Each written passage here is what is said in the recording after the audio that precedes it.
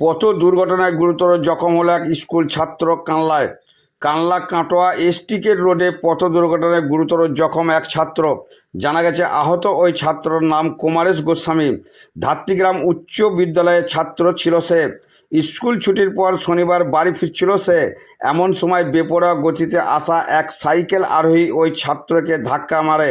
এর ফলে ছাত্রটি রাস্তার উপর পড়ে যায়।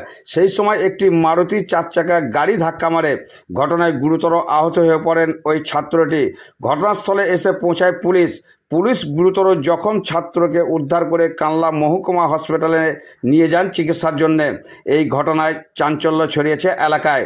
এখন কি জানালেন শুনুন। সৈয়দ আবু জাফরের রিপোর্ট, MBS নিউজ।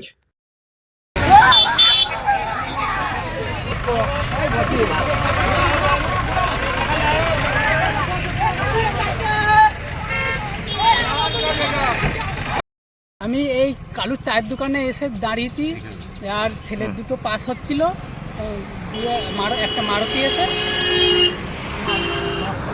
ধাক্কা মেরে চলে গেল, তাই তো? এটা কোন জায়গা? দুর্গাপুর। আপনার নাম? স্কুল বাচ্চা দুটো হসপিটালে গেল? বাচ্চা